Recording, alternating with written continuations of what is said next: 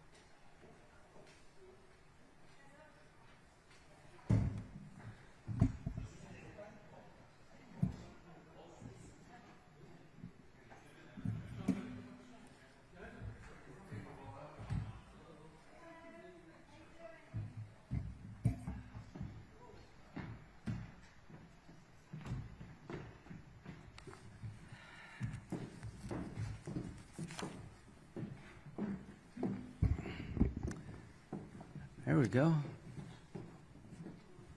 Where's Dan? He's at his thing. Okay. Well, thank you for coming. I'm Senator Graham from South Carolina. I think this is my 9th or 10th trip to Israel since October the 7th. I learn something every time, and I'm reminded why Israel is such a good friend and ally to America and the strength of the Israeli people. So we met with the Prime Minister tonight, with the Defense Minister and Foreign Minister. A very good engagement. I'll give you my top lines and turn it over to my colleagues. It seems to me the world's got to make 4 decisions fairly quickly here. What to do about the Iranian nuclear ambition. From this trip and before I came, I believe that Iran is accelerating its efforts to acquire a nuclear weapon. That the Iranians view a nuclear weapon as an insurance policy. They've lost a lot of capability with Hamas being decimated and Hezbollah being very seriously hurt, so their proxies have been diminished. And my fear is that they will see a nuclear weapon as not only the antidote for their problems, but also one day they will use it. I ask every Israeli politician, do you believe if Iran had a nuclear weapon, they would use it against Israel? And everyone said yes. I agree with that. What to do? The Trump administration is going to have to make a decision here very soon about the Iran nuclear program. There are 2 paths to take. A military path where we help Israel deliver a decisive blow against Iran's nuclear infrastructure. I prefer that path. The second path is to negotiate with Iran to try to get them to abandon their nuclear ambitions. If that path is chosen, it needs to be limited in time. We should put it on the clock, and we should define what success looks like. The Libyan model, of where the international community was able to come into Libya and pull up the nuclear program of Gaddafi, his nuclear ambitions, seems to me to be an acceptable diplomatic outcome. The bottom line here is time is not on our side. I trust President Trump to make sure that on his watch they do not have a nuclear breakout in Tehran. Hamas. We met with the hostage families. Thank God for those who have been released, and let's pray and work hard to get every hostage home. It is the goal of President Trump, the Prime Minister, and all of us to bring all the hostages home. There's a second goal that we all share, that Hamas will not be in charge militarily or politically in Gaza ever again. We have a resolution that Senator Blumenthal and I introduced that hopefully we'll take up next week in the Senate that says it is the sense of the United States Senate that Hamas cannot be in charge of Gaza politically or militarily. They must go. I hope we can find an accommodation where they go without having to go back to the fight, but I doubt if that's going to happen. Phase 2, I'll leave it up to the Israelis as what an acceptable end of the war looks like, but I do not believe there's an appetite in Israel for an end of the war with Hamas still standing. Pray for the hostages, but we cannot leave Hamas in charge. As to the Palestinians, once you deal with the Iran nuclear threat, which is the top priority for me, you decimate and destroy Hamas, which is second. What do you do with the Palestinian community? President Trump has mentioned them leaving. We talked to the Prime Minister tonight and other members of the Israeli government. Their view is that Palestinians should be given the opportunity to leave if they would like. I support that. I will work with Israel to find countries that would host Palestinians if they choose to leave. But we're not talking about a forced exodus by Israel or anyone else. So once you find out who wants to stay after they've been given a chance to leave, the Palestinians, what do you do next? Well, I've been working for 2.5 years on a solution to the Palestinian file that Israel can live with and the Arab world can support. Bottom line is that no one expects Israel to do any kind of deal regarding Gaza or the West Bank that would lead to another October 7th. Nobody expects Israel to allow Hamas to stay in charge, and nobody believes that the PA is the right answer in its current construct. One thing I will say, there's very little appetite that I've seen in the United States Senate for America to take over Gaza in any way, shape, or form. I think that would be a difficult sell in South Carolina. The last thing the Prime Minister mentioned was that the military footprint of the United States in the region is vitally important to stability. So I'm hoping that when we decide what to do in Syria, the United States, that we understand that the relatively small force in the Kurdish-controlled areas of American troops not only prevents ISIS from coming back, will provide a level of stability we need in the region. The Prime Minister told us all that the troops in Iraq, the troops in Syria, American troops, are very stabilizing to the region, and if they were withdrawn, he believes that the ripple effect would be fairly dramatic. I agree with that. With that, I'll turn it over to our good friend, Senator Blumenthal. Thanks. Thank you to Senator Graham for his continuing leadership, which has been so important. This trip is one of many that we've done here, beginning with literally a couple of weeks after October 6th. And I want to thank my colleagues. I think this picture is worth 1,000 words. We have a strong bipartisan group because there is strong bipartisan support for Israel in the United States. It's unwavering and indisputable. And we emphasize that support to the Prime Minister and other officials whom we met, and also the urgency of return of the hostages. And my hope that the ceasefire can be extended so that more hostages can be brought out of this cruel, inhumane captivity. I visited Beirut and Amman, spoke with the president, newly selected president in Lebanon, as well as King Abdullah in Jordan before coming here. And I think we are at the cusp of a potentially enormous opportunity. Israel, to its great credit, has broken Iran's axis. Iran is recognized throughout the region as the common scourge and enemy.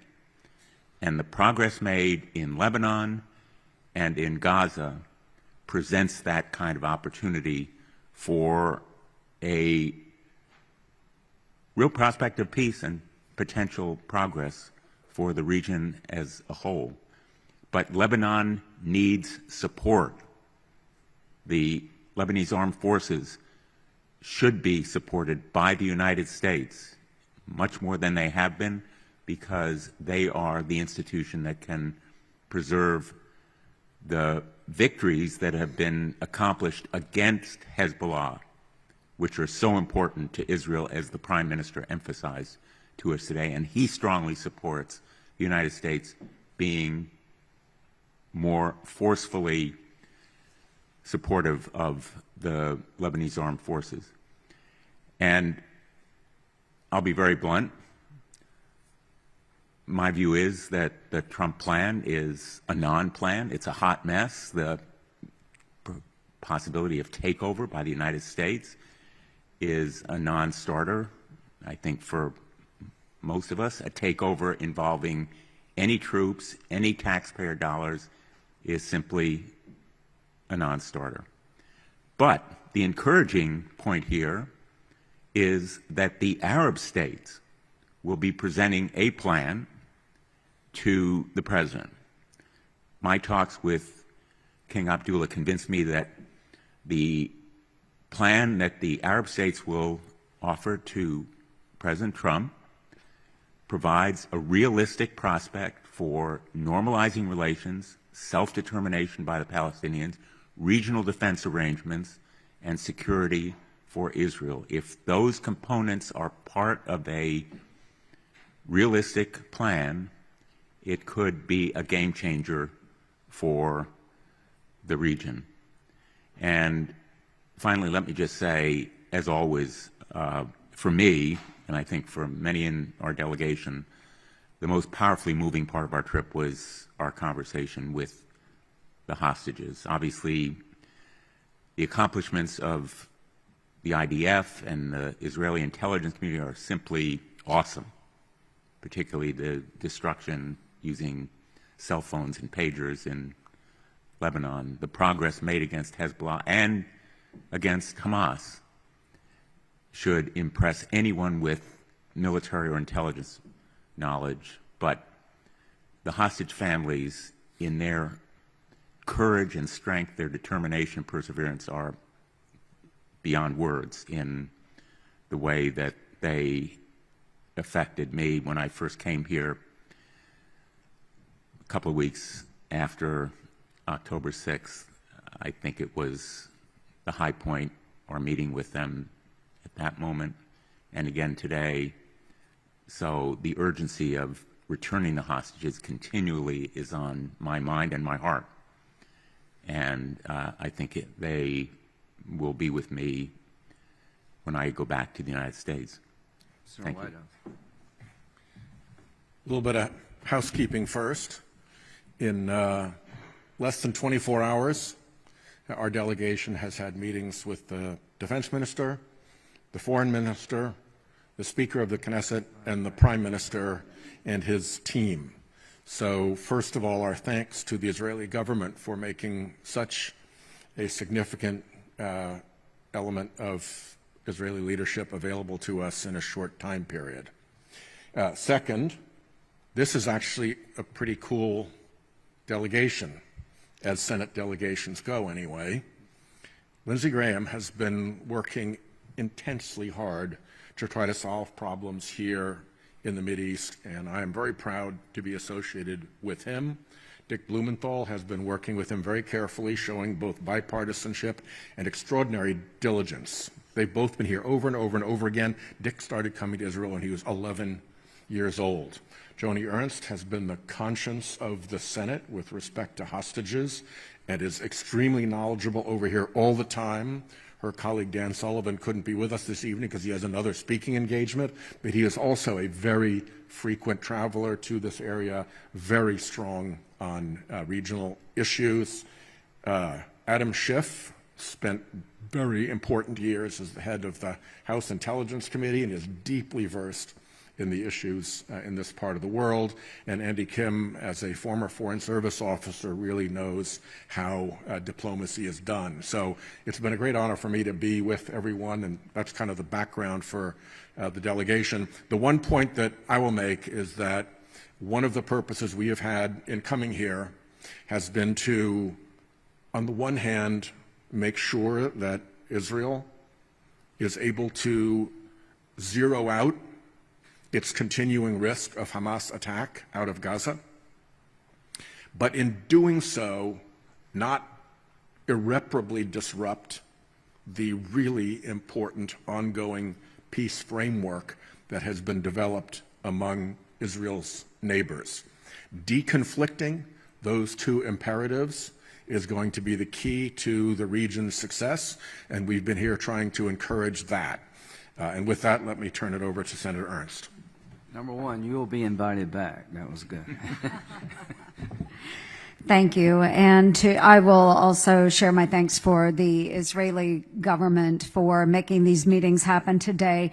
But first and foremost, I want to say thank you to the hostage families that joined us this afternoon and again shared their concerns, their feelings of loss and sacrifice for those that are still being held, those that are now deceased, is quite palpable. We feel it. To our very core. The urgency, they asked us to communicate, it is necessary that we bring our hostages home today, so as soon as possible.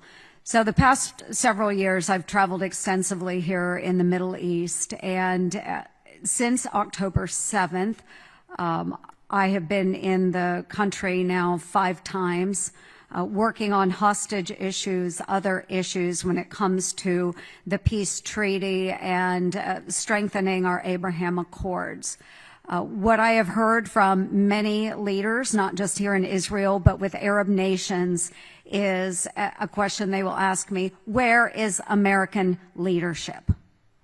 Well, make no doubt about it, folks, that in the last several weeks we have seen American leadership. It is present once again. So first again, hostages must come home now. Now. And this threat is not just against Hamas, but it's their backers, Iran. There is a common thread through the Middle East. Those that see Iran as an enemy, which would be not only Israel, but also our Arab partners and allies. Iran, listen very clearly. We will put maximum pressure on you, and we will work with our Israeli partners to make sure you do not succeed economically, militarily, politically in this region. So we will continue to be the absolute partner to Israel and our friends and partners here in the region. Absolute. There is no daylight between Israel and the United States of America. Bring our hostages home now. And Iran, Hamas, we are coming for you. Senator Schiff. Chairman Graham, I want to join in thanking you for organizing this delegation. It is really an honor to be back in Israel, a country that I feel a very deep personal connection with. It was very, very moving, as Senator Ernst was saying, for us to meet with families of the hostages, to hear the 500 days of hell that they have been through. None of us can imagine what that is like. And being here again, one feels the collective sense of trauma that the nation has been through and continues to be going through. And I just want to underscore what my colleagues have said, that you are not alone. The United States stands shoulder to shoulder with Israel. We have been so devastated not only by the magnitude of the horror that was inflicted on Israel 500 days ago, but also by the incredible wave of anti-Semitism it unleashed around the world, all too much of which we have experienced in the United States as well. A surge of anti-Semitism, which I know must contribute to a sense in Israel of being alone, but we want to underscore that you are not alone. You have a very powerful friend and ally standing with you, and that is the United States of America. Hamas can never be allowed to pose a military threat to Israel again. Hamas cannot be allowed to govern or pose any kind of authority in Gaza or anywhere else again. That is a non-starter. I do think it is important to think about where Israel wants this to end up. It is hard to know how to prosecute a war without knowing for sure where you want the end to be. And although I know this is an unpopular idea in Israel, I believe that ultimately the way to a lasting peace will require 2 states. What the attributes of a Palestinian state will be will have to be the subject of negotiation. But I hope that after Hamas is no longer a threat to Israel or anywhere else in the world, I hope that when security, not just a sense of security by Israelis, but the reality of security for Israel has been restored, that we can once again think about what the future can look like, that we can help achieve together. And once again, just a great honor and privilege to be here in Israel. Thank you.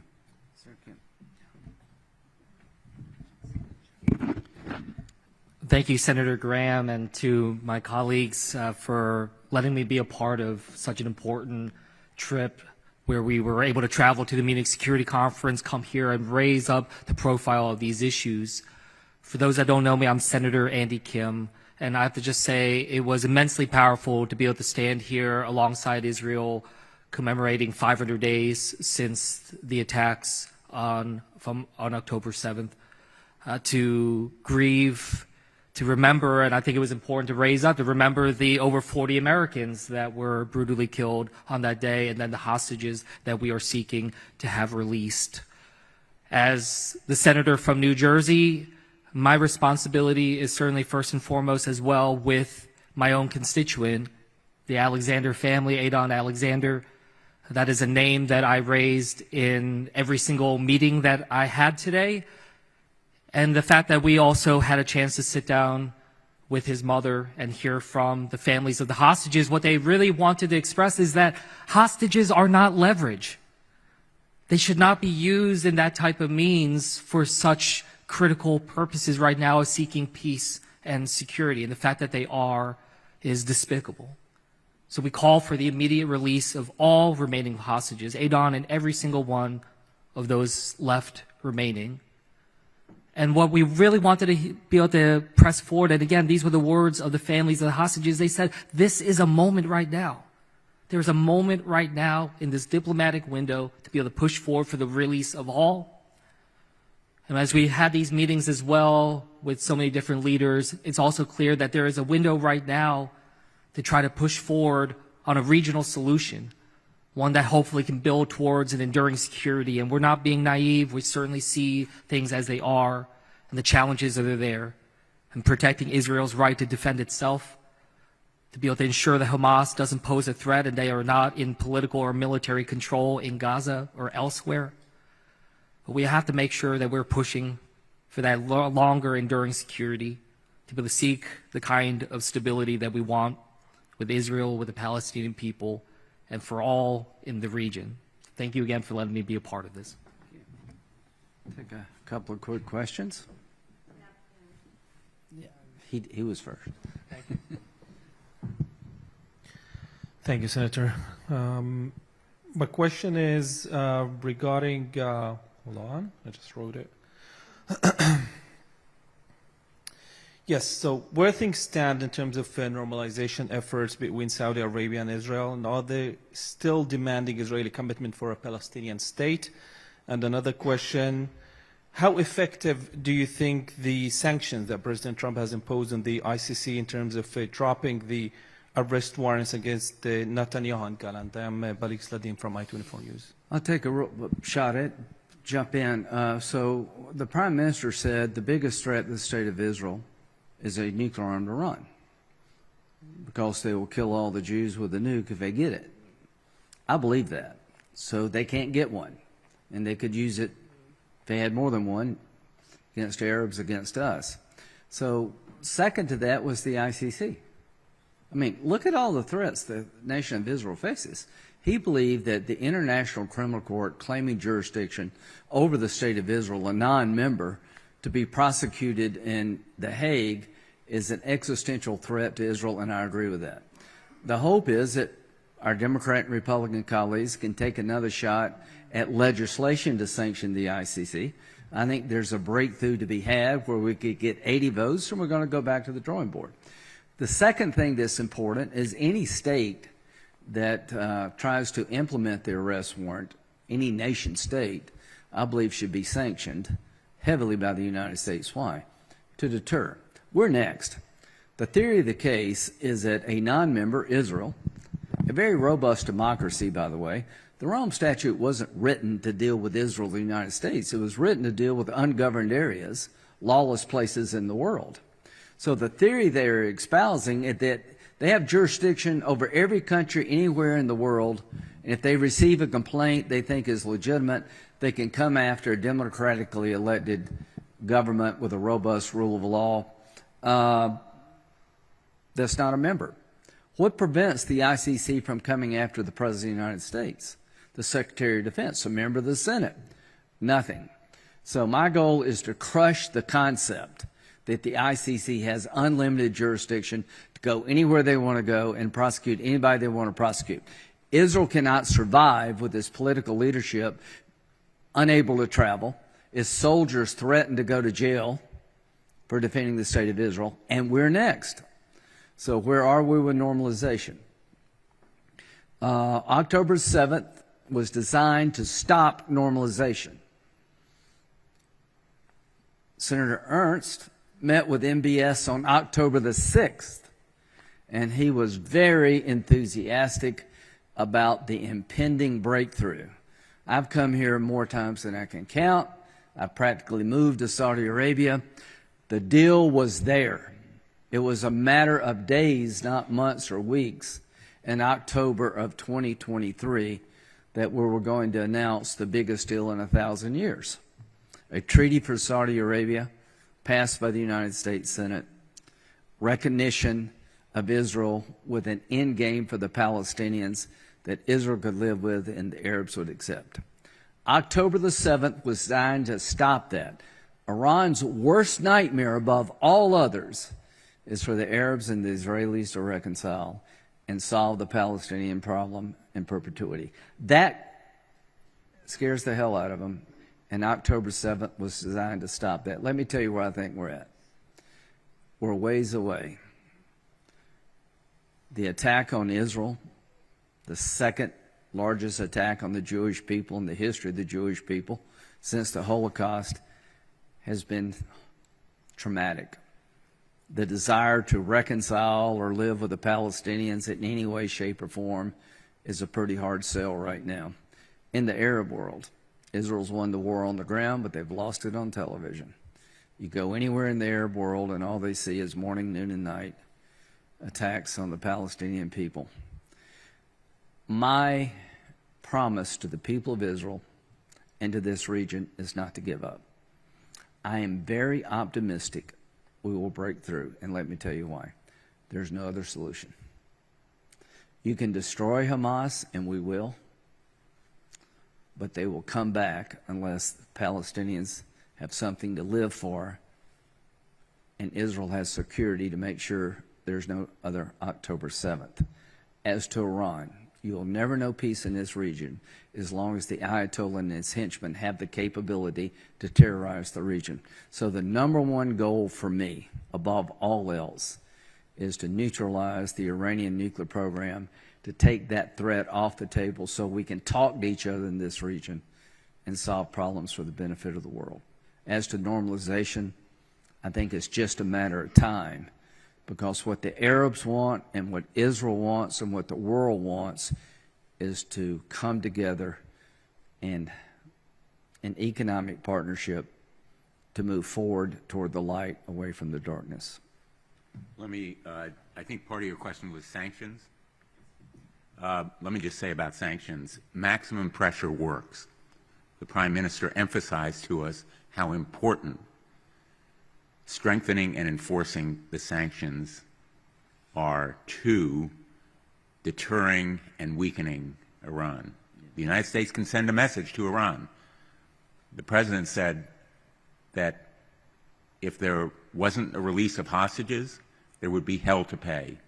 Now, Iran ought to be the one to pay hell, because ultimately they are responsible for what Hamas does, as well as Hezbollah and the Houthis. They are the head of the snake. And the common recognition of that fact is an encouraging part of what I see happening, because the Arab plan to be submitted to the President will reflect that common understanding. But maximum pressure through sanctions, which Senator Ernst and I have worked on, I'm hoping we can move forward on, and I hope the administration will do it as well, because the President's the one who said there would be hell to pay. Senator White has talked about, I think that quote for you, not wanting to irreparably disrupt the ongoing peace framework with Israel's neighbors. And there's some concerns in Israel about the array of Egyptian troops and tanks in Sinai, in that same vein of disrupting the peace with the neighbors. So if you could just talk a little bit about what your concerns are and what you think the U.S. can do to help maintain the peace and deconflict, as you said. My concerns are exactly the ones that Senator Graham just expressed. In order to keep the peace framework on track, the Arab partners in that peace process are going to need an understanding that works for them and that they can bring home to their populations with pride. And at the same time, Israel needs to make absolutely certain that Hamas never has the power to inflict casualties in Israel again. And as a part of that, the best way to do that is to make sure they have no power in Gaza or anywhere else again. What that leaves open is the question of, once Hamas is gone, what is the governance for the remaining Palestinians in Gaza? And it's that question that could disrupt the comfort of the Arab partners as they conclude the deal. There's still deal space there, I believe, and I think it will land because I'm an optimist, but that's the issue that I was speaking to.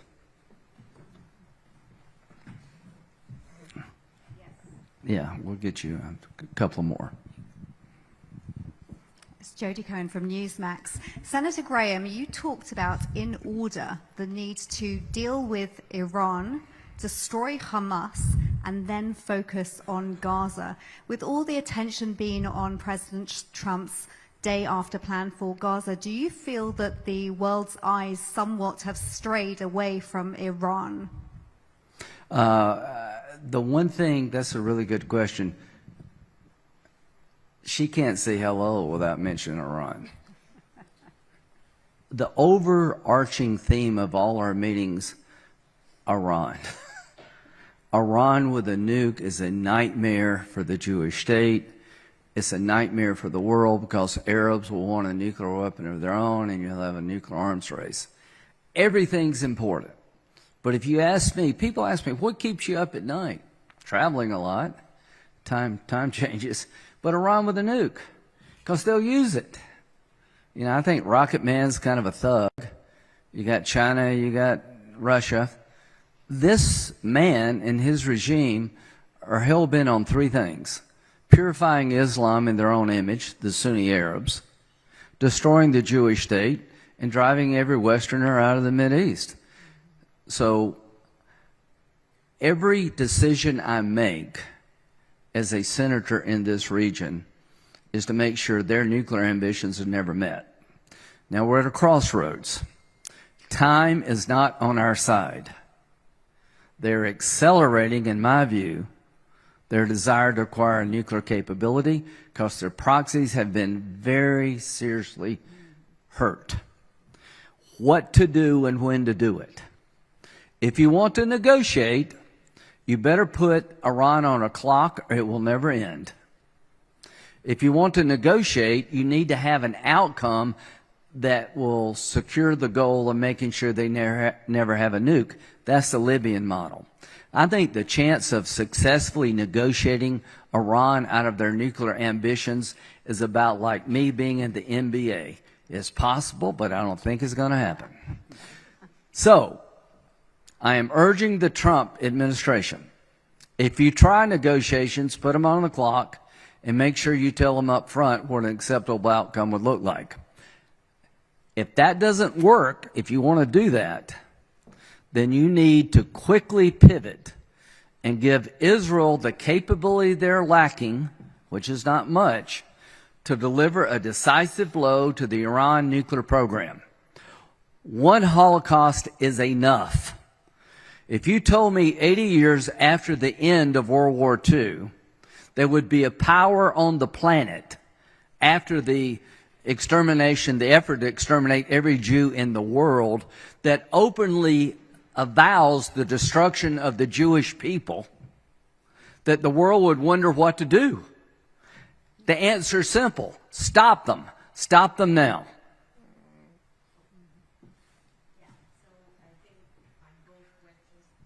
Thank you. Hi, I'm Lisa Rozovsky from Haaretz, and I think my both questions are to you, Senator Graham.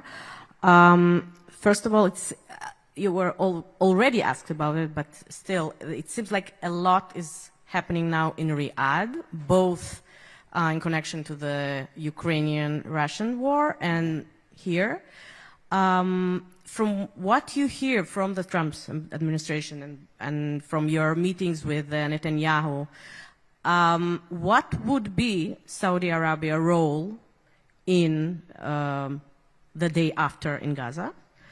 And is it somehow maybe interconnected with what's going on in Ukraine? And second, about the ICC. Before sanctioning Netanyahu and Gallant, ICC sanctioned Putin, and then I don't think I heard any protests against it from your side. Aren't you afraid that this bill you're trying to pass and President Trump's executive order will ultimately disrupt, ruin the international law, the international order? Okay. Thank you. Russia and Israel are not the same. Bibi and Putin are not the same. Bibi actually has to get elected. Nobody's falling out of windows over here that I've seen. The idea that there's a comparison between Putin's Russia and Israel is offensive to me at every level. The Prime Minister goes to court 3 days a week. You have a very robust legal system over here. And if you don't like the government today, just wait. There'll be an election in 2 weeks. Does anybody really believe that Putin's held accountable by anybody in Russia? That's why you have the Rome Statute, not the United States, not Israel. So that idea, to me, is an offensive concept that there's any comparison at all. What role will Saudi Arabia play?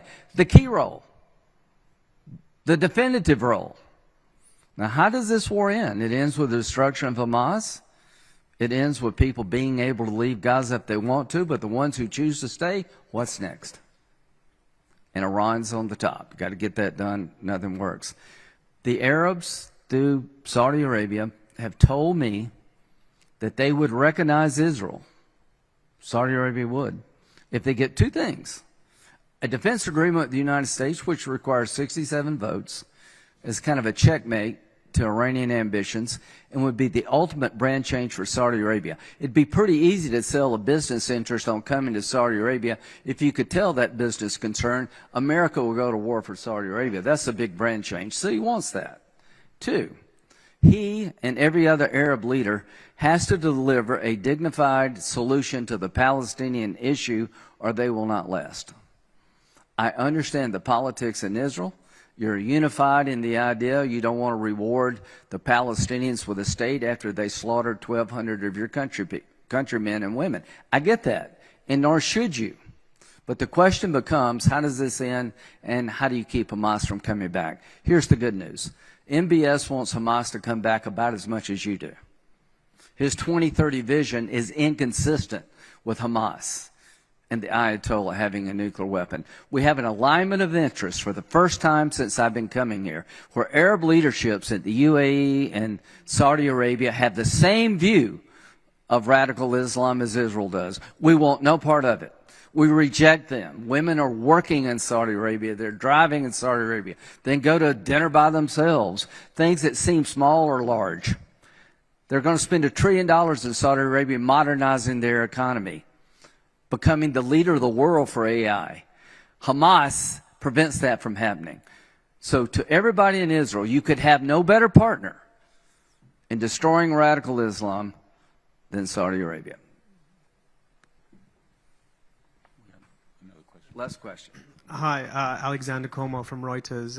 Question to Senator Graham, just picking up on this point about the day after, what exactly is the role of the Gulf states with regards to reconstruction, security and governance? And just secondly, to Senator Blumenthal, if I may just sneak it in, what attributes about this plan that King Abdullah has explained to you has convinced you that this is realistic and that this could work and be a viable alternative to what the president has made public? They're meeting in Saudi Arabia next week to come up with a plan that would allow the Palestinians to leave if they would like, but if they stay in place, to reconstruct without a mass exodus. And they're going to present it, I think, to the world, but particularly President Trump.